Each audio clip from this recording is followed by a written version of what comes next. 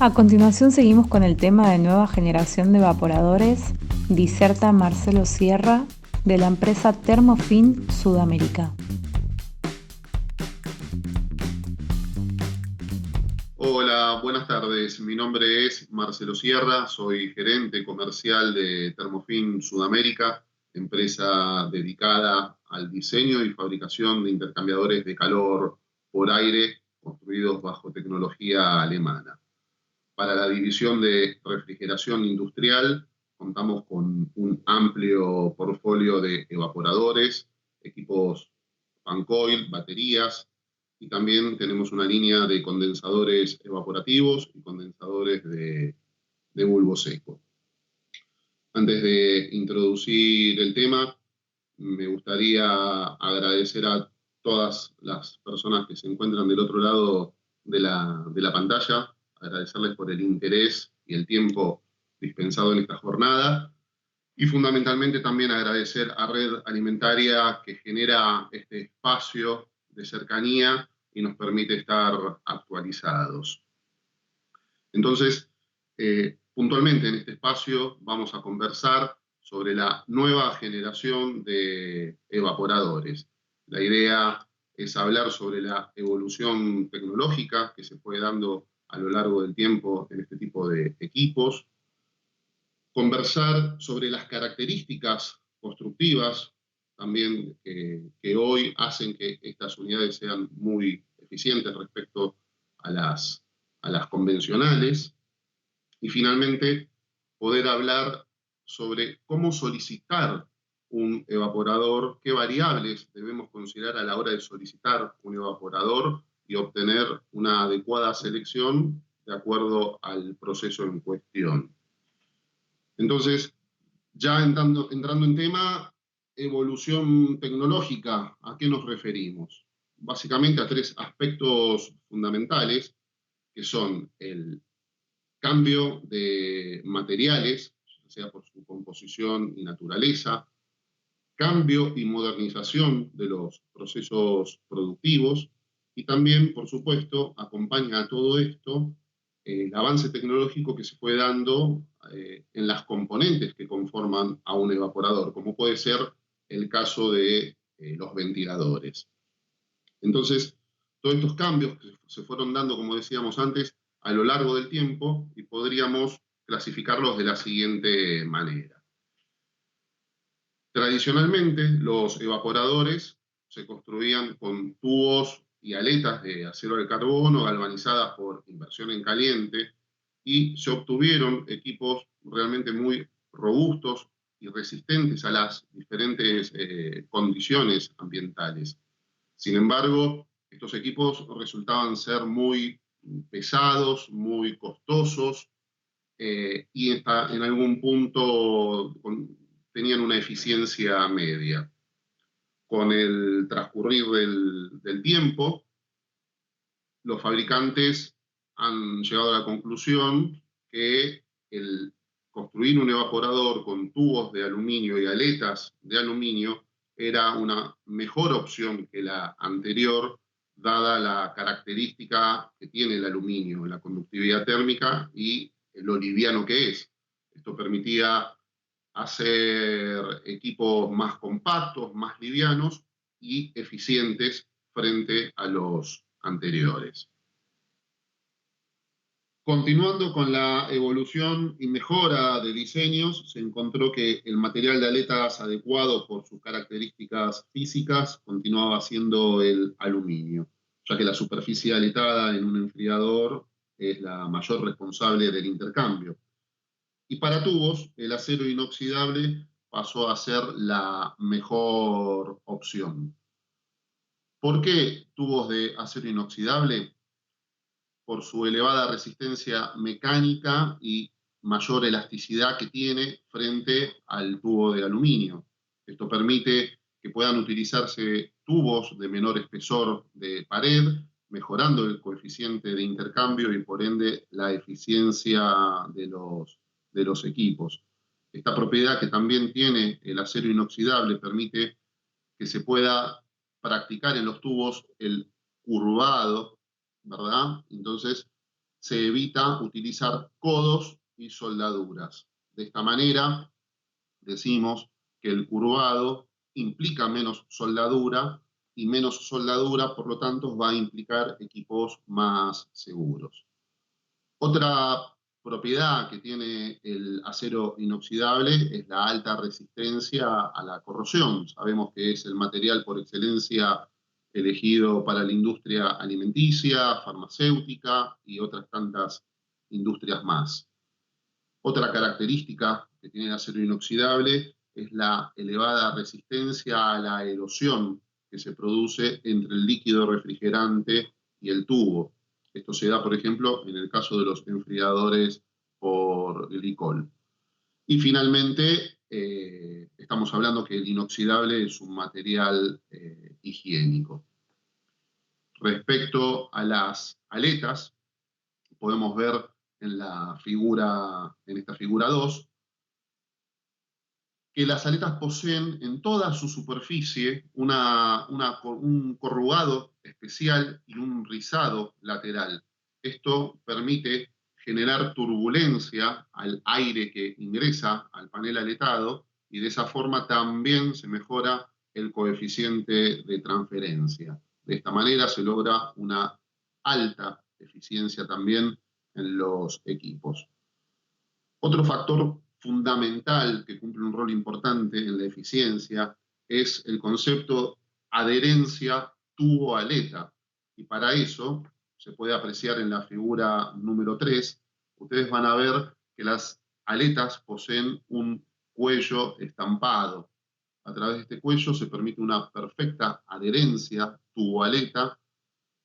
También brinda una rigidez mecánica a toda la estructura, permite tener las aletas, como se puede ver en la figura número 4, separadas de una forma homogénea, y de esta forma el aire se desempeña, el paso del aire es mejor, voy a tener menos pérdida de carga, en fin.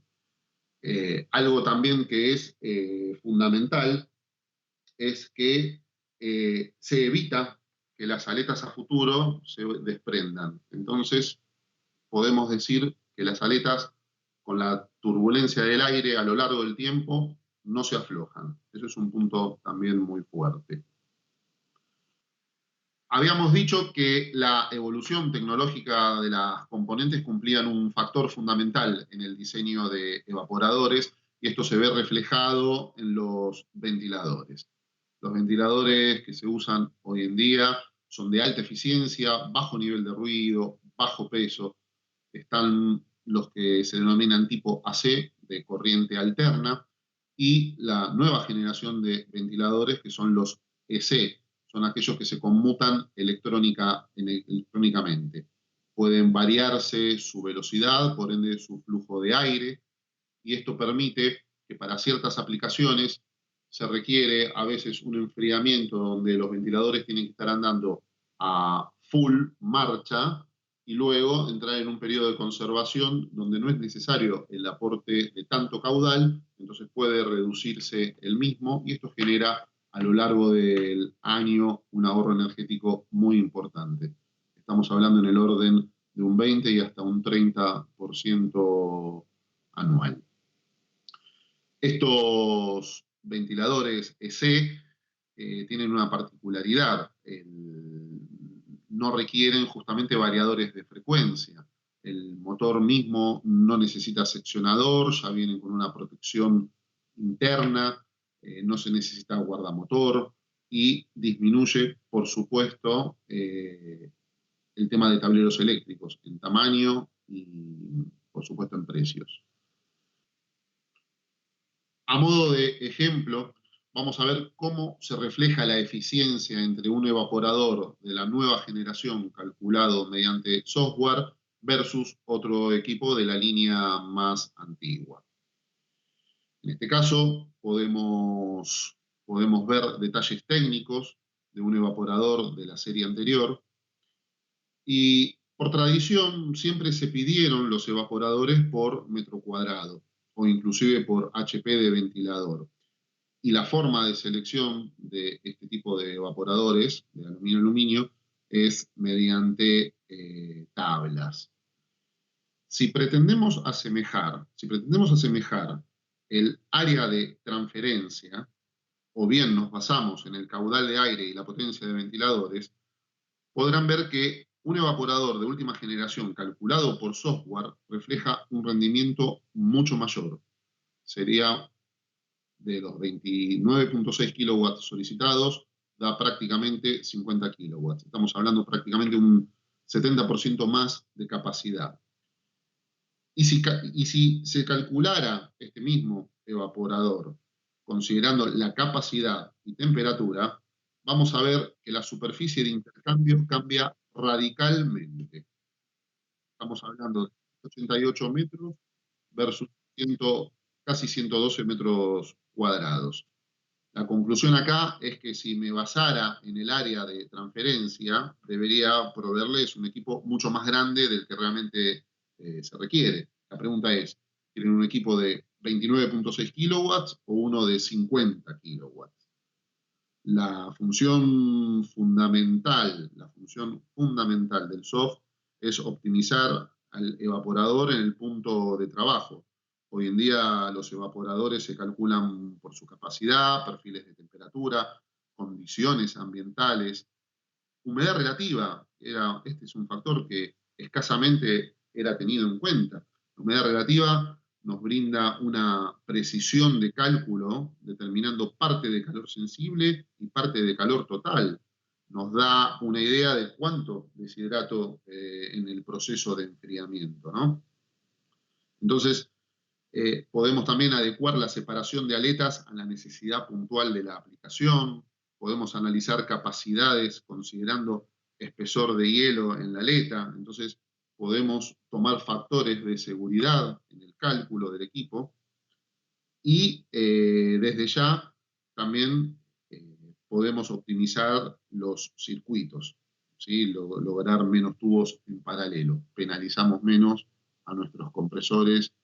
Entonces es fundamental hoy el uso del software y queda evidente la eficiencia entre un evaporador de última generación versus los convencionales.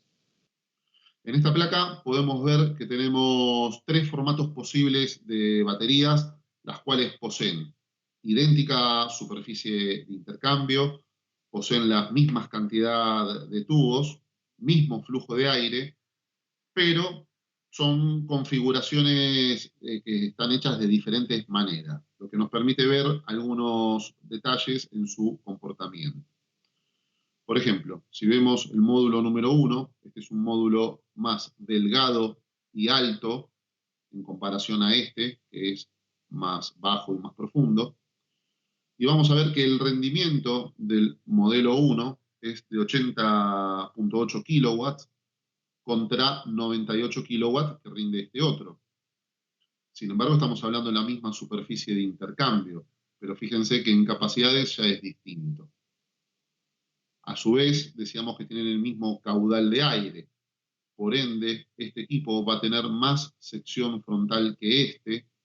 Su velocidad de aire va a ser más baja. En este caso tenemos una velocidad de 2.2 metros por segundo contra 4.4 metros. Entonces va a tener impacto directo en la pérdida de carga del aire. Fíjense que acá tenemos 23 pascales contra 151.3 del modelo 3. Acá vamos a tener que requerir ventiladores más potentes que en este caso. Sin embargo, el aporte caudal va a ser el mismo. Y otra cosa que no es menor, nosotros cuando enfriamos, deshidratamos. Con este formato de serpentina, en este caso, deshidrataríamos, para esta condición de menos 8 y 0, deshidrataríamos 26.4 kilogramos por hora, mientras que con este otro formato deshidrataríamos más. Entonces, reitero el concepto, podemos estar hablando de equipos de mismas superficies de intercambio, pero son los resultados de operación totalmente distintos. Entonces hay que centralizarnos en qué queremos. Si hablamos de producto desnudo, voy a tener que cuidar de deshidratar menos que si estuviese hablando de producto envasado. Entonces, una opción podría ser mejor que la otra. Entonces, la conclusión queda claro. No es conveniente pedir evaporadores por superficie de intercambio. La superficie de intercambio no es la única variable a considerar a la hora de pedir un evaporador. Entonces, la pregunta es, ¿cómo lo solicitamos? Bien. ¿Qué es correcto y qué es incorrecto? Vamos a hacer...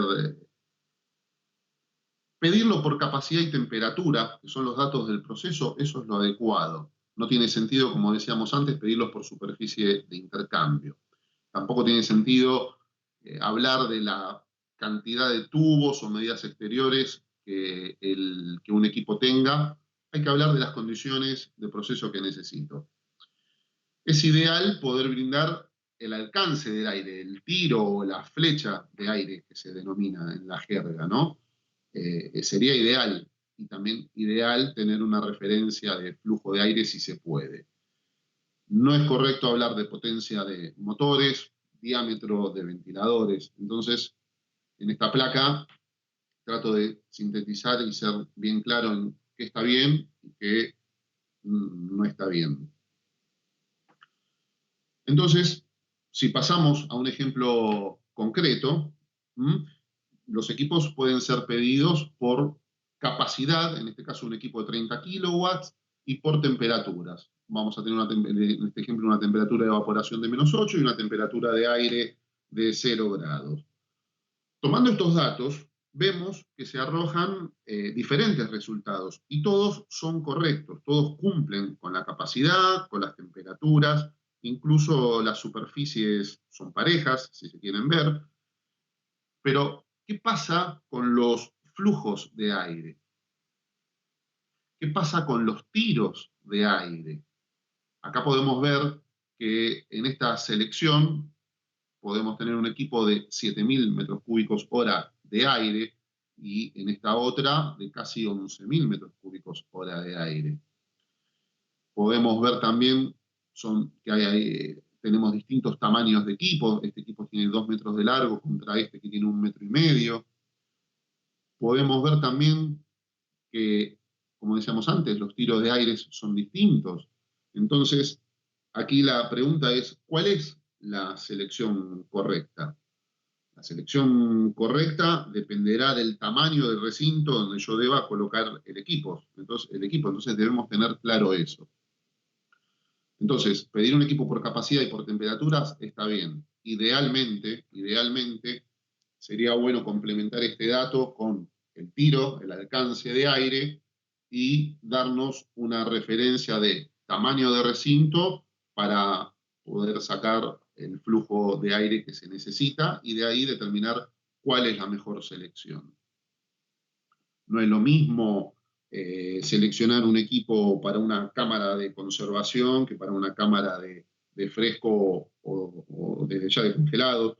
No es lo mismo calcular un equipo para un enfriamiento de carnes y para un enfriamiento de frutas, ¿verdad? Entonces, son todos aspectos a tener en consideración. Hay veces que es posible cumplir con el caudal de aire, pero ¿qué pasa con la distribución de ese aire? Dependiendo el caso, debo ver de cubrir una buena porción de la pared y asegurarme una buena distribución de ese aire. Y lo podemos ver graficado aquí en esta placa. Acá tenemos un ambiente que va a requerir 50 kilowatts de capacidad y acá tenemos otro ambiente en la misma condición, pero este posee un evaporador más largo, entonces aquí puedo decir que tengo aire suficiente. Mientras que en este otro caso cumplo con las necesidades de capacidad, cumplo con el flujo de aire, pero la distribución no resulta la más eficiente. Esto que digo lo puedo estar respaldando con estas memorias de cálculo que proyecto en este momento. Sé que tal vez no se puedan ver con claridad, pero voy a destacar algunos datos. Hablamos de dos equipos de prácticamente misma capacidad, 50 kilowatts.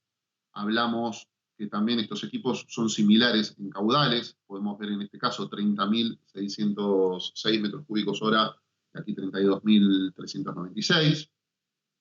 Y vamos a ver también que la potencia total de ventiladores, y hablando de eficiencia, es importante mencionar esto. Fíjense que en este caso tengo 2.96, casi 3 kilowatts versus casi 5 kilowatts que tengo acá de potencia. Entonces, acá tenemos dos casos de equipos que cumplen con la capacidad, que cumplen con el caudal, pero podemos lograr asegurar una mejor distribución del aire, porque en este caso hablamos de equipos más largos, 4 ventiladores de 500, versus otro equipo que puede tener 2 ventiladores, en este caso de 630, e inclusive tengo más potencia. Para cada aplicación hay que ver qué necesito. Reitero, si yo tengo una aplicación de fruta donde tengo producto desnudo y tengo que enfriar, tengo que asegurarme de tener una buena distribución de aire, lo logro con esto. Si yo tengo un recinto donde tengo producto empacado y demás, simplemente con que cumpla con la capacidad y caudal, estoy también en buen camino. ¿Mm? Otro factor que contribuye a la eficiencia es el concepto de la separación de aleta y el concepto de separación variable de la aleta. Por ejemplo, para el caso de aplicaciones de congelados. De acuerdo a las distintas separaciones de aletas, tendremos equipos más o menos propensos al bloqueo. Cuando nosotros enfriamos una masa de aire, sabemos que esa masa de aire contiene humedad. Esa masa de aire, cuando toma contacto con la superficie fría del evaporador, va a formar escarcha. Y principalmente va a formar escarcha en las primeras filas del evaporador, en las primeras filas de la serpentina del evaporador. Entonces, una mayor separación de aleta va a contener la misma cantidad de escarcha, pero la va a distribuir mejor en el evaporador, permitiendo que este equipo pueda trabajar más tiempo sin bloquearse y, en definitiva, requerirá menos deshielos. El deshielo sabemos que es un mal necesario, pero indefectiblemente lo tenemos que llevar a cabo en algún momento, entonces debemos buscar la manera de que estos deshielos puedan ser disminuidos de alguna forma. Entonces, como se ve aquí en la figura número 6, tenemos una separación variable o múltiple, también se llama una separación de aleta variable, donde pueden ver que las primeras filas tienen mayor separación que en el resto del equipo, y es lo que me va a permitir que no se me bloquee de forma inmediata el equipo y me permita hacer que esté más tiempo operativo sin necesidad de deshielar. Podemos mostrar esto también en otro ejemplo, donde ustedes acá están frente a una condición, como decía, de congelados. Tenemos una temperatura de evaporación de menos 35 y aire a menos 30. Vamos a ver, establecí dos modelos, los llamé modelo 1 y modelo 2. Estoy hablando que son prácticamente visualmente los mismos equipos en tamaño, son los mismos equipos en capacidad, ambos tienen la misma capacidad, mismo flujo de aire, misma cantidad y diámetro de ventiladores, misma potencia, mismo tiro de aire. El área frontal es la misma en ambos casos, es la misma, la superficie de intercambio, perdón, es la misma en ambos casos, pero uno va a requerir más deshielos que otro. ¿Qué me determina eso? La separación de aletas. Si yo tengo un equipo de separación aleta fija, me va a determinar más ciclos de deshielos que si yo tengo un equipo de separación de aleta variable. Entonces, estamos aquí frente a otro caso donde podrán ver que la superficie de intercambio es anecdótica, porque acá tengo dos equipos exactamente iguales en superficie de intercambio, pero está conformado de otra manera, la separación de aletas, y por ende, este equipo, un equipo versus otro, va a trabajar en condiciones distintas. Entonces, como conclusiones, podemos decir que debemos solicitar los evaporadores, indicando capacidad, perfiles de temperatura, e idealmente decía darnos una referencia de qué tiro de aire, qué alcance tienen que tener o qué volumen de recinto estamos hablando para establecer un flujo adecuado de aire y una distribución adecuada de aire. No es correcto pedir un evaporador por área de transferencia, por superficie de intercambio y por potencia de ventiladores. No son parámetros suficientes para especificar ni comparar evaporadores. También hoy existen diferentes tipos constructivos de evaporadores para las diferentes aplicaciones, por lo tanto la correcta selección va a depender de una gran cantidad de factores a considerar. Y finalmente, esta nueva generación de evaporadores existe en Sudamérica, existe en el país hace más de 10 años, está a nuestro alcance. Entonces, les agradezco su atención y espero las preguntas de ustedes. En unos minutos podremos ir contestando. Muchas gracias por su tiempo.